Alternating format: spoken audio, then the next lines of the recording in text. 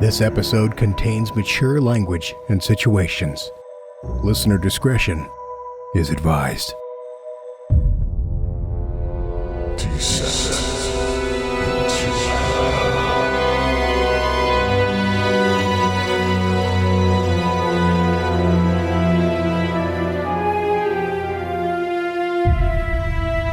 Part 2. The Boy in the Mirror. John moves up close, fists clenched, as Terry positions the gun under his chin, hands shaking and covered in blood. Tears splash over the open photo album across his lap as a finger curls around the trigger. There's no hesitation. Only an explosion of noise and glistening splatter as far as John can see, some of which attaches to the garage roof in a dark cocktail of blood, bone, and brain. Warmth trickles down John's chin, but he doesn't recoil. This is karma at its best, and he's already milked it countless times. "I'll never tire of this," he hisses at the remainder of Terry's head. The sound of something soft hitting the floor is the cue for the end of the scene, and it loops back to the beginning as Terry flips open the album, brick walls ready to be decorated once more. It turns out even the devil has ethics, a code of conduct, so to speak. Once the abuse of middle management came to light, it was swiftly punished. John was sent back to the floor, and Terry's eternal death loop was the compensation package. Not much in the grand scheme of things, bearing in mind John had already spent days in excruciating pain, smelling his own burning flesh, only for it to start all over again when the nerve endings finally sizzled. He watches Terry blow his brains out one last time and makes his way back to his cubicle, wiping the carnage from his face. "It's a start," he spits. The whole thing took him to the verge of madness, beyond pain, to a world dominated by thoughts of redemption for a small town that only ever offered hate. But now he's out, and there's a spring in his step as he heads back towards his desk. He feels lighter. Clarity struck as soon as the smoke cleared. "How's it hanging?" he offers to James on the way past. The first words he's uttered to anyone since being back. Ooh, oh, never heard that one before, Towse. James offers him an awkward smile. Hey, what he did, Terry, we all feel for you, truly. I know that's not much coming from savages like us, but we all think you should have gotten a ticket out for that. Nasty business. Still hard for John to imagine the guy killed his family, but he's aware that a smile can hide unfathomable darkness. That bitch Jessica, for example. Had a raw deal all my life, James. Why should down here be any different? Anyway, I can't believe you're still here. Thought you'd be well gone by now. So did I. But you heard they're getting stingy on the tickets. Over quota, apparently. It's not enough to finish the task anymore. Now we need to raise foulness stakes. I just don't seem to have the anger for it anymore. You should spend more time choking on smoke and watching your skin bubble. Yeah. Sorry. Anyhow, things aren't so bad around here now. What with Terry being otherwise engaged. You know it's only a matter of time before they send someone else. I guess. How's your current project going? Fine, he lies. In truth, the new project file remains untouched on the corner of his desk. Let's get back at it, he adds with a wink and nods farewell.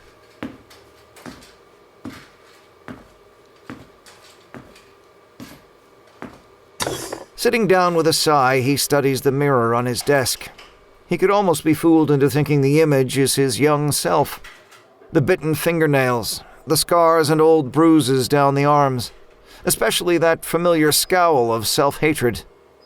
Even after all John's been through, which would be enough to strip anyone of their humanity, it still hurts to see so much pain in the young boy's eyes. This world would swallow you whole, kid, given the chance. He watches Eric's eyes widen as a menacing buzz increases in volume. Frantically, the kid waves his hands in the air and snaps his head from side to side until the black and yellow culprit comes to rest on the petal of the yellow rose.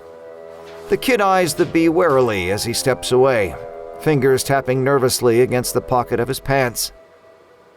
As he did with Alex, his last project, he's been observing Eric for a while, among others.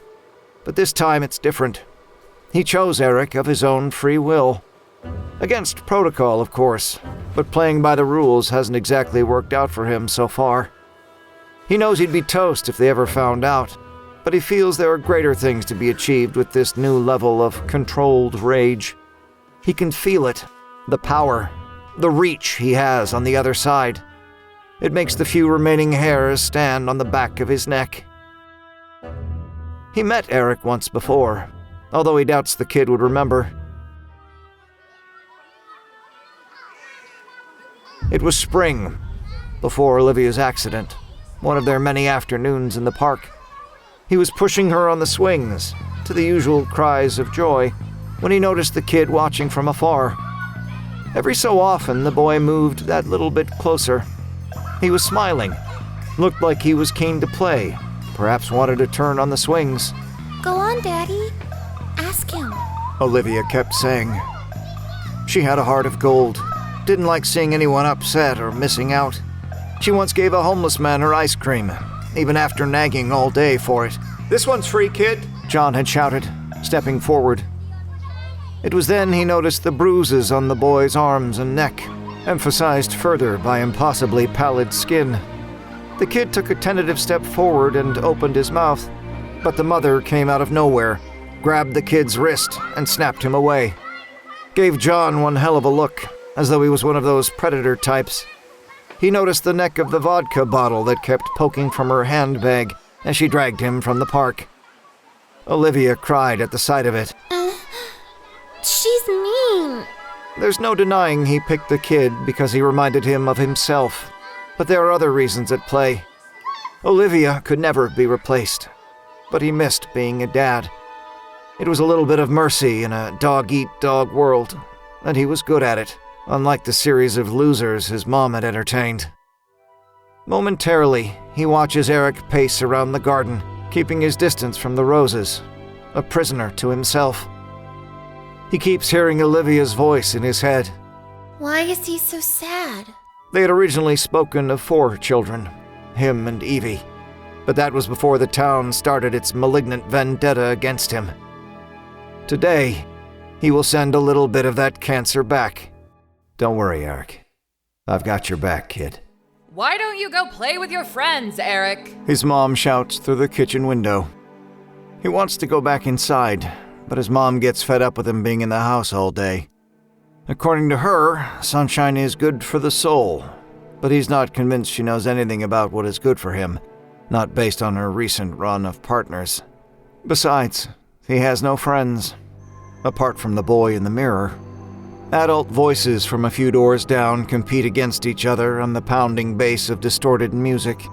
Children laugh and scream as they play in the field behind the garden wall, a battlefield of various water-dispensing devices. Somewhere a dog barks, setting off a suburban chorus of howls from all directions. Fabric conditioner carries on the air from the clothes on the line. Each breath, though, tainted by charred meat. This is summer. This is hell.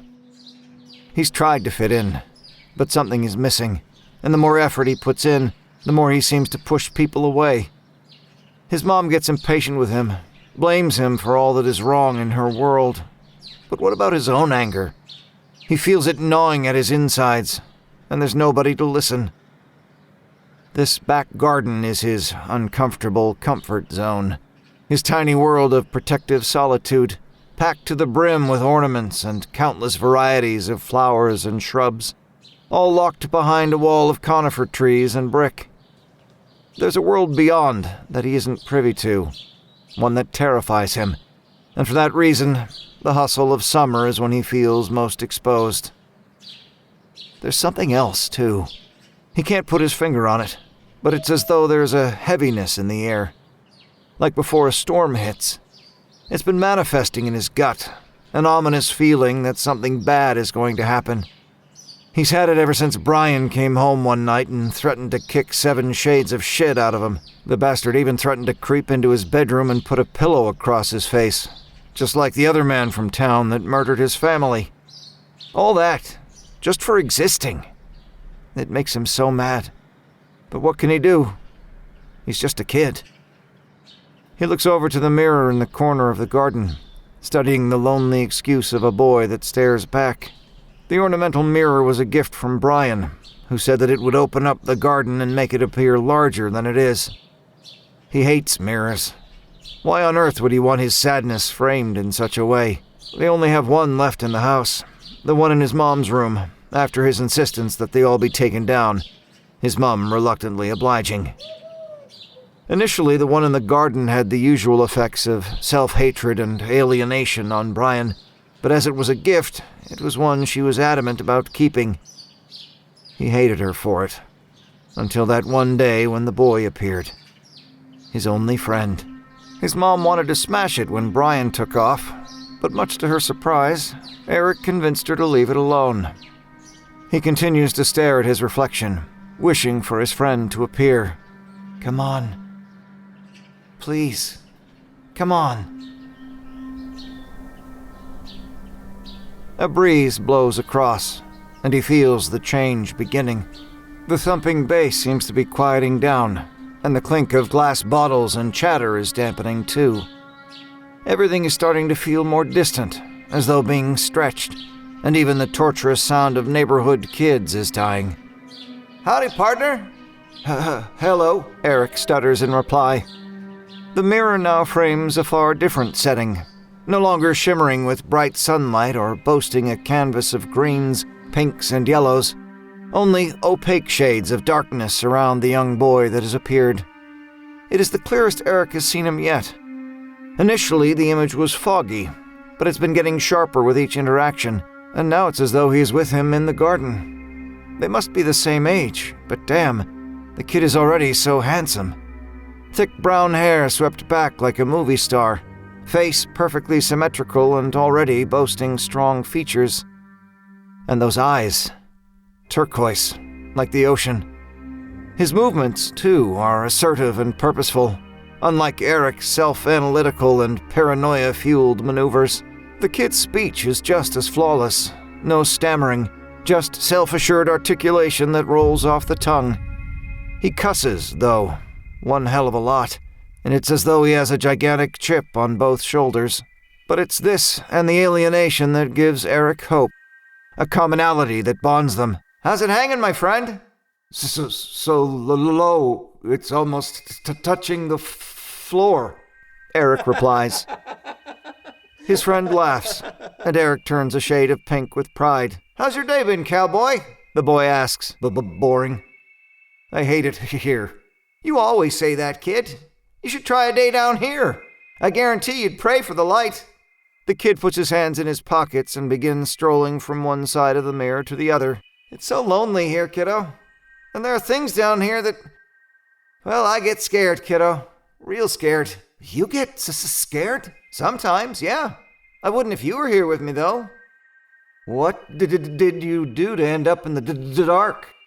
Surely we know each other well enough now for you to say. The boy sighs and frowns, fixing his eyes on his. We're friends, yeah? We can trust each other? For sure. Pinky promise? The kid says, winking. Promise. I don't take no shit, kiddo. That's my number one rule. People don't respect you for it. You have to make people take notice. Build up a healthy fear and they will follow. But what's that got to do with the dark? Done some stuff, kiddo. Things I ain't always been proud of, but a necessary evil if you know what I mean. No regrets, though. They all had it coming. What do you mean, had it coming? Listen, kid, I like talking to you. You understand me better than anyone, but you don't know the meaning of the word lonely until you've spent time here. You're my only friend right now, and I sure could appreciate some company. The boy stops pacing, eyes glistening, and thin lips clamped together as though they're holding each other in place. Would you come in, just for a few minutes? I can tell you the whole story then. Teach you all the good stuff and get rid of that frickin' stammer once and for all. There's undeniable awe for the boy's cocksure ways, from the way he talks to the way he walks. But while impressed, Eric has also developed an unsurprisingly healthy fear of the boy in the glass. Can't you come here? The boy shakes his head. They won't allow us both on that side. You have to come here. Eric considers the offer. The knot in his stomach reminds him of its presence, and that sense of foreboding washes over him once more. The boy extends his finger and smiles. Pinky promise. Nervously, Eric begins to shuffle forward, each step closer to the mirror, bringing further distortion to the suburban soundtrack. The heady cocktail of summer fragrance and human pollutants are giving way to a strong smell of petrichor. Goosebumps begin to prickle across his skin as the temperature continues to drop. Only a few feet from the mirror, he stops and stares at the boy in front of him. It's okay, Eric. Trust me, the boy reassures. I don't know if I do. Your call, kid. Shame, though. Can we just carry on talking? What's the point if you don't trust me? Not much of a friendship, is it? It's just people tend to let me down. I understand. All good, kid. The boy gives out a sigh and drops his shoulders. See you around, I guess. No, wait. Eric reaches his hand out towards the mirror and begins to edge forward. It feels as though summer is slipping away with each step, the fading sounds and dropping temperature. That's the way, kid. We're gonna have a riot. Eric exhales, suddenly realizing he was holding his breath. He studies the wisps of black fog that are beginning to emerge from the mirror and circle above his head. The smell of sausages and laundry give way to a mildewy odor that reminds him of the cave from last year's school trip and the endless teasing that went with it. His skin begins to crawl, just a little further. The boy beckons, but fear starts to twist his guts. He wants out. Instinctively, he tries to take a step back, but the cloak of mist extends around him, pulling him in. Heart pounding and random hairs bristling across his body, he feels the embrace of the cold and clammy blanket and shudders. Iciness begins to run through his veins, in complete contrast to the warmth that runs down his legs. Once a sucker, always a sucker. The warm breath that the whisper carries on prickles Eric's ear, and the delayed smell of must and damp turns his stomach again. He can no longer see, surrounded by the hazy smoke that continues to billow out from the glass. With each icy breath, he can feel it entering his body, filling him with darkness. A loser. Brian was right about you. Thrashing out with his hands does nothing to disperse the ever-thickening fog, and he could taste the dankness and desolation that it offers. He tries again to retreat, but his legs buckle, and dizziness takes hold. Help! He shouts into the cold void of nothingness. His short life flashes in front of him, a montage of sadness, abruptly bookmarked by voices of men that passed through. Toughen up, kid. Stop being such a baby. Pussy, no wonder you have no friends. Why don't you just fuck off and die? He tries to scream again, but some of the black stuff fills his throat, muffling his cries until there's only a portentous silence. As the fog begins to fade, Eric looks for his friend in the mirror, but everything is wrong. The boy's jaw is clenching, thin lips pulled across yellow teeth, and his eyes have lost all compassion, replaced with hate. Looks like you pissed yourself, you dumb shit, the boy says from beside the now visible yellow rose bush. Eric looks down at his pants and the slimy gray rock beneath. Cold, damp, and silent aside from the faintest noise of dripping water. His new surroundings feel as far away from summer as possible, as if it was all just a recent memory. The boy flashes him a smile before dramatically inhaling the air around. Boy, that smells good. How could you possibly hate summer? You pinky promised, Eric pleads. Look, kid, you're just not cut out for this world. It's my turn now. You said I could trust you. Number one rule, kid. Don't trust anyone. Not even yourself. There's an even greater sense of isolation and loneliness as Eric stands in the dark, observing his old world now occupied by the cocky kid from the mirror. Helplessly, he watches as the boy turns, sniffs a yellow rose, and reaches down towards the rock garden that his mom is oh so proud of. It's you, kid. Another version of you, that is.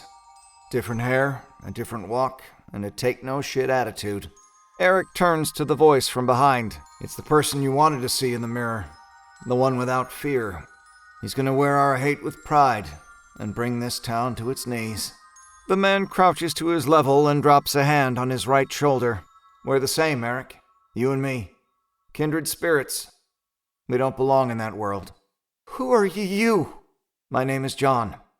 But eventually, you'll call me Father. I don't understand. I'm here to help, Eric. I'm here to give you the therapy you need. To show you how to release the hate. What about my mom? Eric mutters, a tear rolling down his right cheek. John smudges the tear away with a thumb. Come on now. She doesn't deserve one of those, kid. None of them do.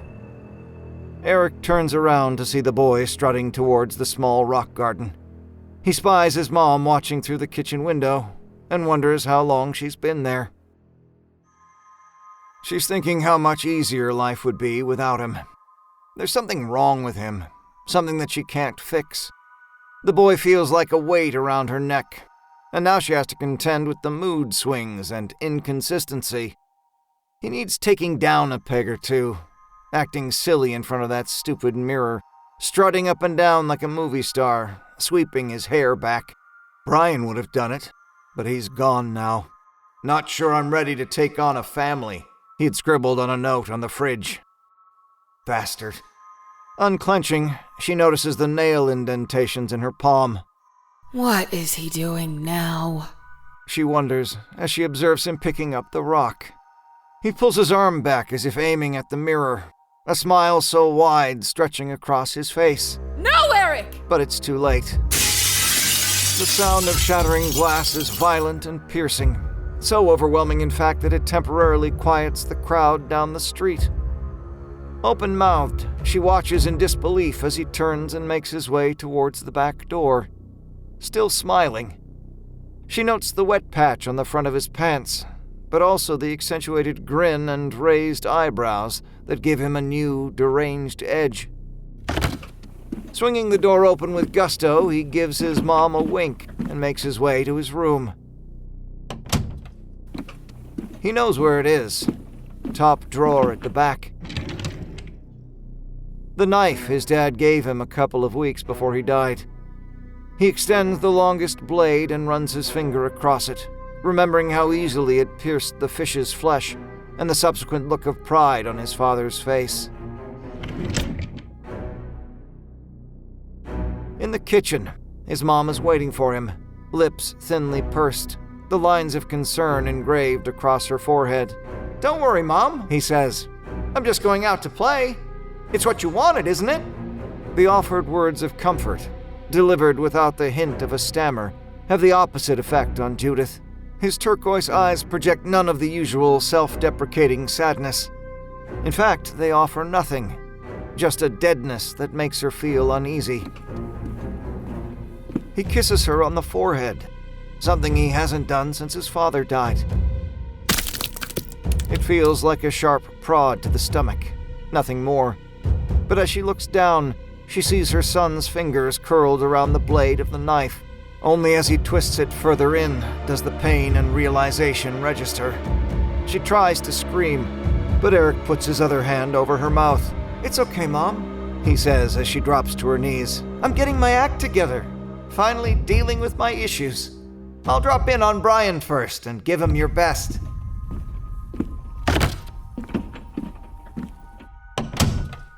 Slumped against the kitchen cabinets, blood pooling around her, she watches through the glass of the door as he struts down the path, a spring in his step that she's never seen before.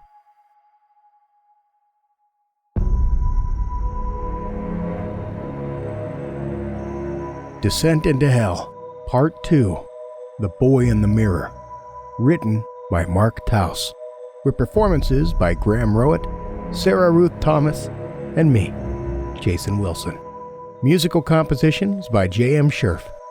Episode artwork, web development, and creative direction by Cassie Pertit. Social media and Patreon management by Brooks Bigley. Videography by Hale Scherf. Audio engineering and sound design was by me, Jason Wilson. Once again, another outstanding episode for our patrons, whom we always want to take extra time to thank. And we want to thank all of those who have taken the time to leave us a 5-star rating and a review as well. Those reviews keep us at the top of the charts and makes it easier for more twisted souls to find the show. The Grey Rooms is also streaming for free on Spotify. Just get the Spotify app or open the browser and search The Grey Rooms. And you know we here at The Grey Rooms love our fans, and we want to give back to you in the best way that we know how. So we have lots of fun things coming, and we hope that you enjoy each one. You can find out more by joining us on social media. You can find us on Instagram, YouTube, Reddit, Twitter, and Facebook. We took your advice and extended an olive branch to all of the tortured souls who have passed through the rooms. Our emotional support group is always looking to help you with all of your emotional needs. And let's not forget about our merch store. It's full of epic designs and logos for you to sport, showing the world that you are a survivor of these very rooms. All of this can be found in the show notes or on our website, thegrayrooms.com. And once again, I cannot stress, you need to join our Discord channel. We just had our first movie night the other day, and it was fun. We play games together. We help each other edit stories. We help each other just get through some of the trying times that we're all living through right now. You are missing out if you are not part of it. And we are missing out if you are not part of it. So let's work together on fixing that issue. Again, the Discord is where it's at. A real, true, wholesome community. Join today. You won't regret it. That was episode 2. Boy in the Mirror by Mark Towse. Pretty epic, right? But we have more of that coming. This is an entire week-long event. And we hope you're ready for more, because there'll be more tomorrow. And with that being said, we'll talk to you then. Bye.